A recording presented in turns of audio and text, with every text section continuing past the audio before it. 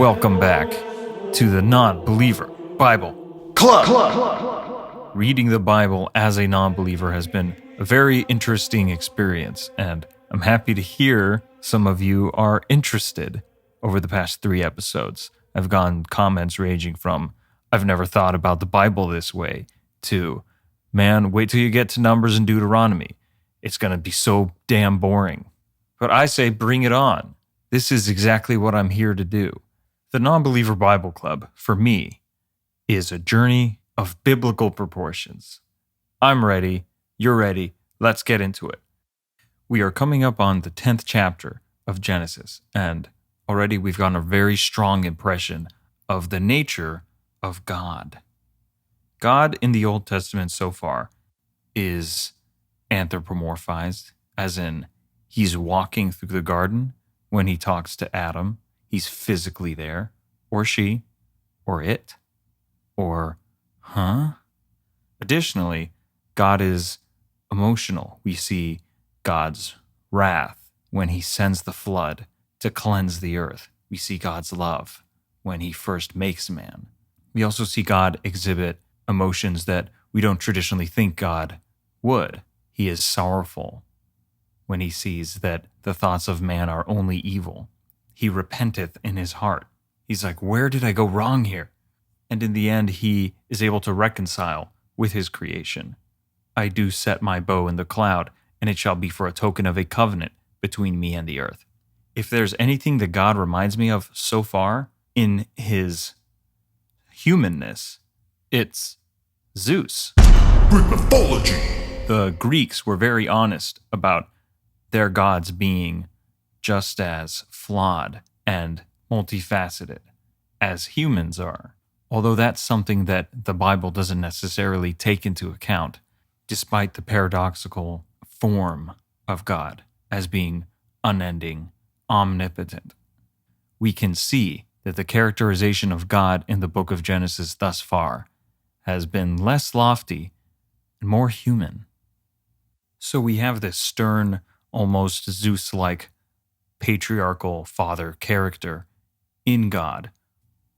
This is just so fascinating to me psychologically because of what it says about how the writers are perceiving God, or how they are conceptualizing and understanding what an omnipotent being is like.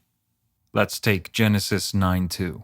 And the fear of you and the dread of you shall be upon every beast of the earth, and upon every fowl of the air, upon all that moveth upon the earth, and upon all the fishes of the sea. Into your hand are they delivered. This is a very interesting statement, because we see power as fear, as dread. The fear of you and the dread of you shall be upon every beast of the earth. But since this power is God-given, it goes both ways. Fear that the animals have of our power in turn reflects the fear we should have of God. His power is reflected through our fear, as man's power is reflected through the fear animals have. Oh no, humans are coming. I don't think there's anything wrong with this, but it does seem to speak psychologically of the way these writers comprehended the awesome power of God. What's more fascinating to me is the existence of these infinite trickle-downs. Power of God, power of humans, power of the animals. They don't have that much. But it all comes from God in an infinite, asymptotal kind of way. For those of you who skipped geometry, an asymptote is a function of a curve which infinitely approaches zero but never touches. Infinity never reaches its end, and infinity never has a beginning. We are all linked by our power over each other and our lack of power in the face of God. We are just another step in the infinite ladder of relation to the omnipotence and infiniteness of God. We have the phrase repeated, these are the generations. These are the generations of Adam. These are the generations of Noah. But we can't forget, the phrase starts at the beginning. Genesis chapter 2, verse 4. These are the generations of the heavens and of the earth when they were created. We may see a huge difference in the generations of men compared to the generations of the heavens.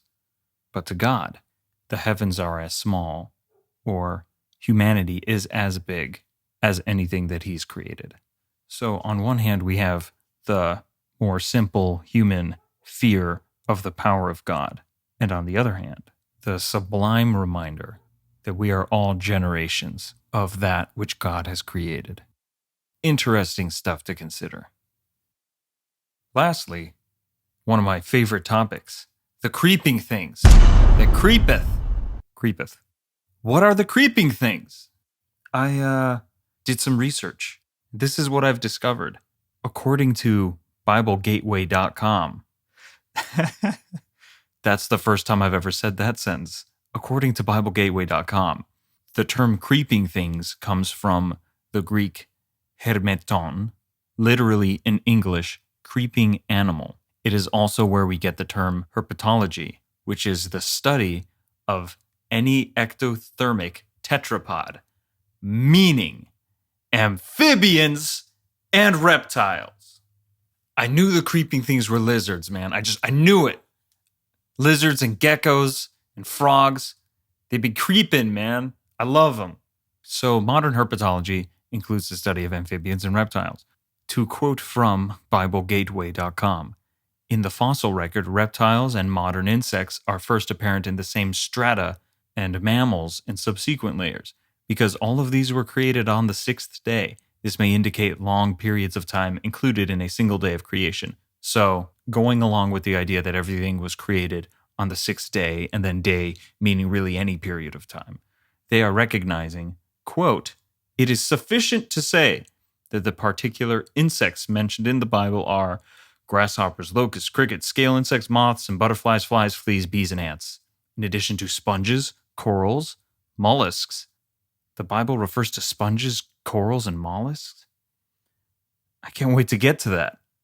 The Bible refers to vipers or adders, asps, serpents, cockatrices among the poisonous reptiles, and chameleons. Chameleons?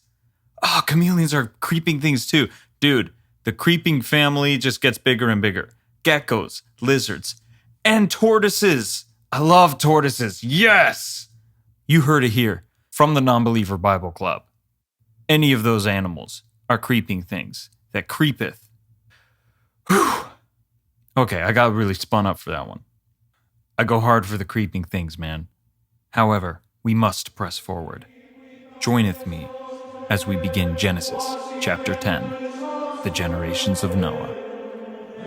Now, these are the generations of the sons of Noah, Shem, Ham, and Japheth.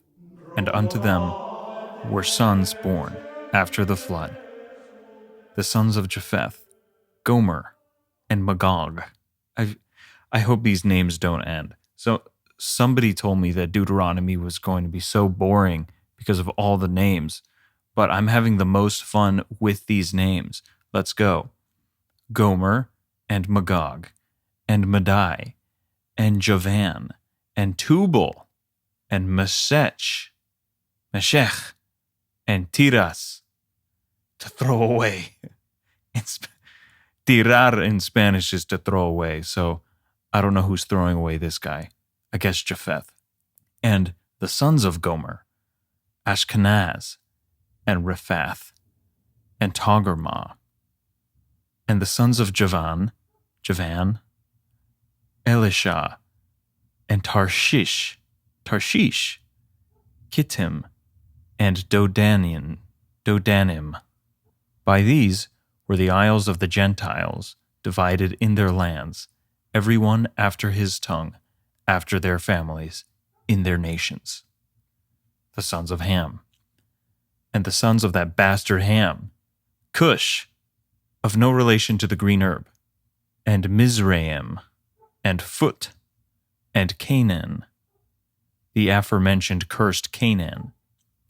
And the sons of Cush, Seba, and Havilah. Named after the river, right? Yeah, okay. So Genesis 2:10. And a river went out of Eden to water the garden, and from thence it was parted, and became into 4 heads. The name of the first is Pison. That is it which compasseth the whole land of Havilah. Havilah is the land which Pison goes through, where there is gold. That bodes well. And the gold of that land is good. That bodes very well. There is bdellium and the onyx stone. How cool would it be if I just kept reading in an infinite loop? Okay, back to chapter 10. And the sons of Cush, Seba, and Havilah, and Sabta, and Ramah, and Sabteka, and the sons of Ramah, Sheba, and Dedan. And Cush begat Nimrod. He began to be a mighty one in the earth. Wherefore it is said, even as Nimrod, the mighty hunter before the Lord. And the beginning of his kingdom was Babel. And Erech, and Akkad, and Calneh in the land of Shinar. Out of that land went forth Assur, and builded Nineveh, and the city Rehoboth, and Calah, and Resen between Nineveh and Calah. The same is a great city. Everybody following so far? All of these names will be on the test. Okay. And Mizraim begat Ludim, and Anamim, and Lahabim, and Naphtuhim, and Pathrusim, and Casluhim, out of whom came Philistim, and Caphtorim. And Canaan begat Sidon, his firstborn, and Heth. It's like Seth, but just the Heth. And the Jebusite, and the Amorite, and the Girgasite, and the Hivite, and the Arkite, and the Sinite, and the Arvadite, and the Zemarite, and the Hamathite. And afterward were the families of the Canaanites spread abroad. Okay, so this is about what I thought would happen, where they explain cursed be Canaan, and then they start telling you he's the dad of all their neighbors. Awful convenient that the curse goes upon the Arvadites and the Zemarites and the Hamathites and the Canaanites next door. And the border of the Canaanites was from Sidon, as thou comest to Gerar, unto Gaza, as thou goest unto Sodom and Gomorrah. First mention. And Admah and Zeboim, even unto Lasha. These are the sons of Ham, after their families, after their tongues, in their countries, and in their nations. So Ham will father generations who will raise the cities of Babel, Sodom, and Gomorrah. If this doesn't ring a bell, it sure will later. The sons of Shem. Unto Shem also, the father of all the children of Eber, the brother of Japheth the elder, even to him children were born. Even Shem. The children of Shem, Elam, and Ashur, and Arphaxad, and Lud, and Aram. And the children of Aram, Uz, Uzi, Uz, and Hul, and Gether, and Mash. Mash is... I cannot... These names are terrific. Yeah, just name my son Mash. Too bad he didn't spend time with Ham. We almost have a full banquet. And Arphaxad begat Salah, and Salah begot Eber. Eber, second of his name. And unto Eber were born 2 sons. The name of one was Peleg, for in his days the earth divided. And his brother's name was Joktan. So, I'll diverge very briefly to talk about names in the Bible. If we remember Adam coming from Adamah, meaning earth, his name is also used as a pronoun for all of mankind, meaning we came from the earth. Eve, on the other hand, in Genesis 3:20, and Adam called his wife's name Eve because she was the mother of all living. Eve in Hebrew is Hava, meaning living one or source of life. So when he says that she is the mother of all living, it's not because it's the Eve of all mankind. It's kind of cool how that works in English. But the reference is to the living part.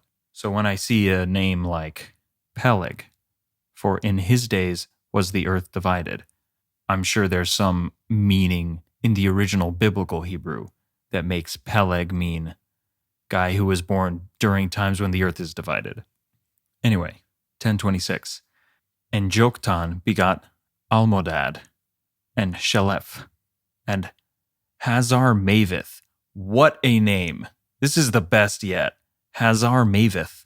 That is a hyphen. Hazar hyphen Mavith. Terrific. And Jerah, and Hadoram, and Uzal, and Diklah, and Obal, and Abimael, and Sheba, and Ophir, and Havilah, keeping the name in the family, and Jobab. All these were the sons of Joktan. And their dwelling was from Mesha, as thou goest unto Sephar, a mount of the east. These are the sons of Shem, after their families, after their tongues, in their lands, after their nations. These are the families of the sons of Noah, after their generations, in their nations, and by these were the nations divided in the earth, after the flood. One language in the world. Oh, so we are already at Babel now. So remember in school when they tell you the parts of a book, the rising action, the climax, the falling action, the resolution, whatever. That for the Bible has to just be up and down, and up and down, and up and down, and up and down. And then straight flat when they have a bunch of names. Now we're at chapter 11. And the whole world was of one language and of one speech. And it came to pass, as they journeyed from the east, that they found a plain in the land of Shinar, and they dwelt there. And they said one to another, Go to. Let us make brick and burn them thoroughly. Throughly. And they had brick for stone, and slime had they for mortar. Where'd they get that slime? There's just slime hanging around? And they said, Go to. Let us build us a city and a tower, whose top may reach unto heaven, and let us make us a name, lest we be scattered abroad on the face of the whole earth. And the Lord came down to see the city and the tower which the children of men builded. Children of men, there you go, Alfonso Cuarón fans. And the Lord said, Behold, the people is one, and they have all one language. And this they begin to do. And now nothing will be restrained from them, which they have imagined to do. Go to, let us go down, and there confound their language, that they may not understand one another's speech. I like how God just repeated their go to. It's like, now I'll go too. So the Lord scattered them abroad from thence upon the face of all the earth, and they left off to build the city. Man, self-fulfilling prophecy. Let's not get scattered, so we'll build a tower to fuck heaven. God says, no, scatters them. Therefore is the name of it called Babel, because the Lord did there confound the language of all the earth. And from thence did the Lord scatter them abroad upon the face of all the earth. And that is just the beginning of the failures of the sons of Ham. But for now, the generations of Shem, the ancestor of Abram. Abram is a very important figure in this book. So important that his influence stretches across to two other religions.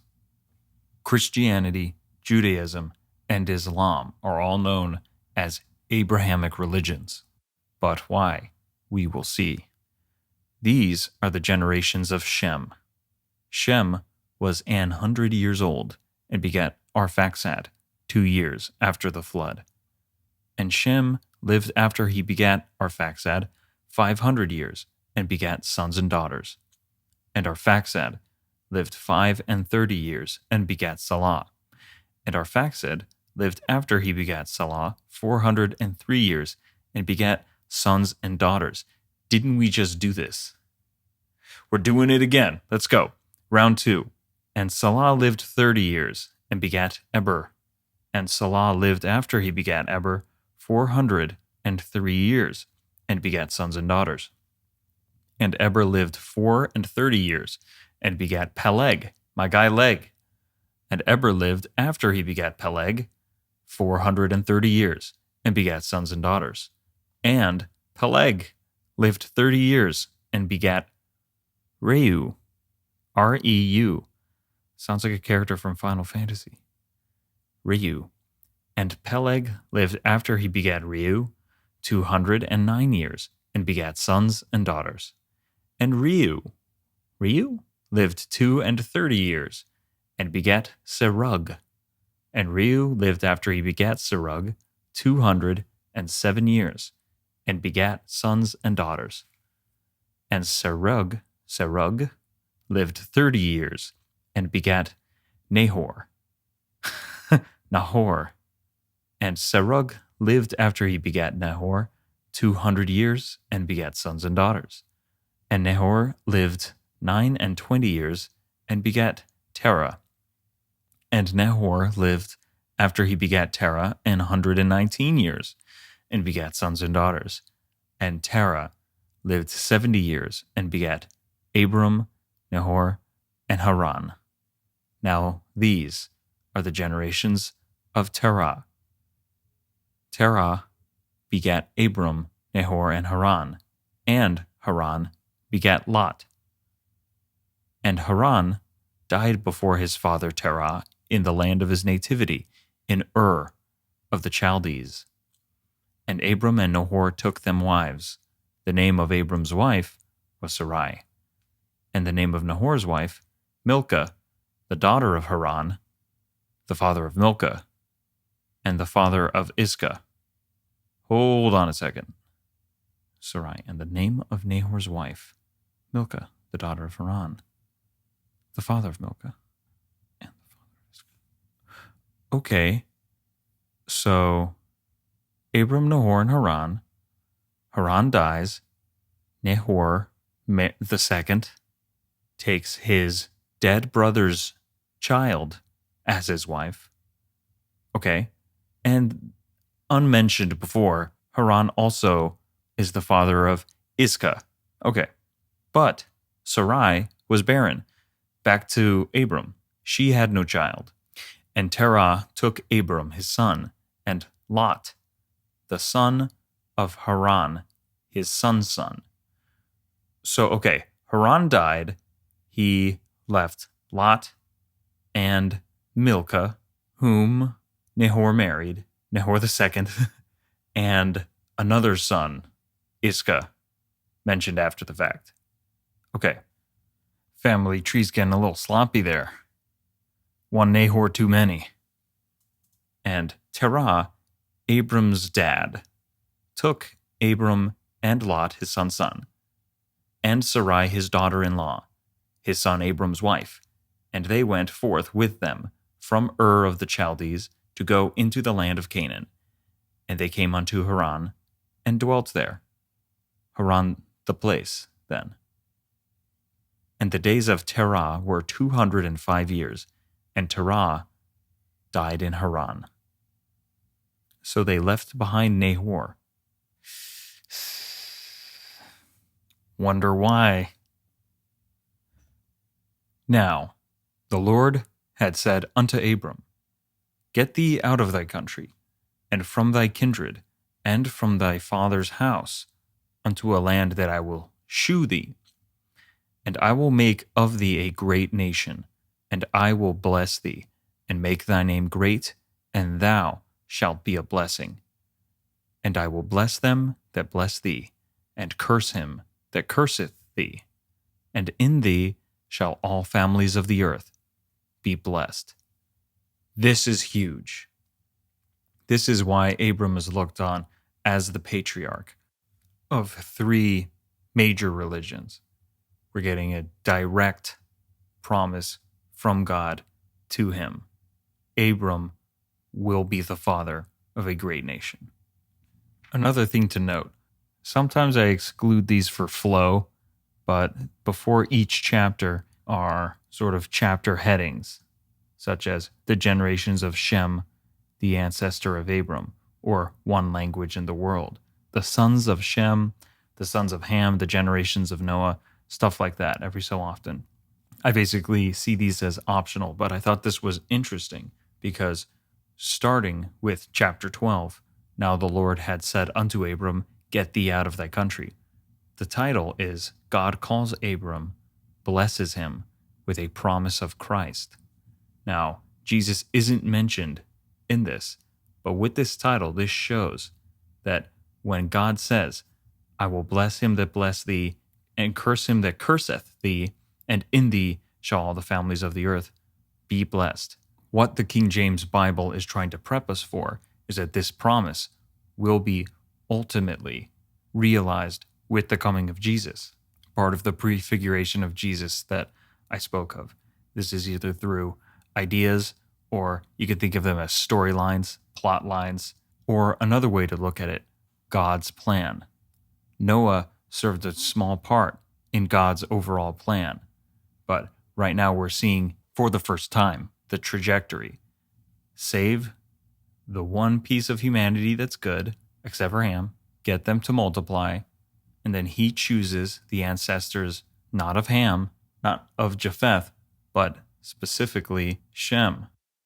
Take them into a completely new land where they will put down their roots and make a great nation. Remember the Aeneid. On them I set no limits, space, or time. I have granted them power, empire without end. This is the promise. This is the divine sanction. With that said, chapter 12, verse 4. So Abram departed, as the Lord had spoken unto him, and Lot went with him. That's nice. He took his nephew with him. And Abram was 75 years old when he departed out of Haran. And Abram took Sarai his wife, and Lot his brother's son, and all their substance that they had gathered, and the souls that they had gotten in Haran. And they went forth to go into the land of Canaan, and into the land of Canaan they came. I think we'll stop here for today. I like keeping these half-an-hour long episodes. It's feeling real comfy. But I also think that it's kind of necessary because sometimes the wording in this book will get extremely dense. Like the part where it explains how Terah had 3 sons and one of them died, but he also had a daughter who the other one married, and he also had a son, and he had another son before that, and then the dad died, and they all moved. Sometimes it's good to just take things in chunks. Anyway, back to God's plan. Connecting from where we left off in the past 3 episodes, man begins, falls, grows, sort of falls again. The slate is wiped clean, and then the sons of the last righteous man begin to repopulate the earth. Out of the line of one of these, a new nation will be promised, and God will send his son in the future to these people to help save everyone on the earth. What I think is most fascinating about this story, let's just take it on a story basis. Someone brings to me a movie. Like, I have an idea for a movie. We have this all-powerful being. He creates a whole race, but they have very short lives and they make a lot of mistakes.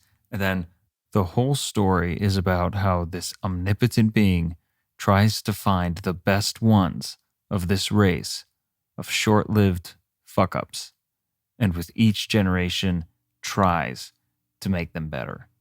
That's a great story. I mean, what it really sounds like is a gardener. Constant tending, a little bit of culling, but with a broader idea in mind. The rub, though, is that humans are plants that can think. You give them just a little bit, and then they're crawling up on their little tower trying to get into heaven when they're insignificant. I think I loved that story the most because we have the 3 sons of Noah. He says, this is the stock that we'll use to make the best people on earth. And even in the best of the best of the best, one of them is still a total asshole. And then we see the resulting works of this strain. It's like a virus. The virus metastasized into something like Babel. Whatever was wrong with Ham is the same thing that is wrong with these people who then rise up against God. He has to smack them down. And the other two cities, Sodom and Gomorrah, more sons of Ham. It almost makes you feel for God. It's like one of those spy movies where somebody has the information so they get whacked, but then the guy has to go to each person that guy talked to and whack everybody. It's like we're still pulling up the bad roots of Ham that have just spread everywhere. God's work is never done. The only way to get to some decent people is to keep taking smaller and smaller sample sizes of who you think is going to be able to handle it. Not even Japheth's progeny made the cut. And Japheth was right there with Shem, doing that backwards leaning blanket move to cover Noah. Remember the rule. There is great art on this. If you listen to this podcast, Google image search Shem and Japheth blanket, and you will see the most ridiculous images of two grown men holding a blanket and walking backwards. What a move. What a complicated move to describe. This book is great. I'm having a great time. That's it for today. Thank you for joining us on the Non-Believer Bible Club. The story continues next week. Creepeth on, my creeping things. We'll see you next time.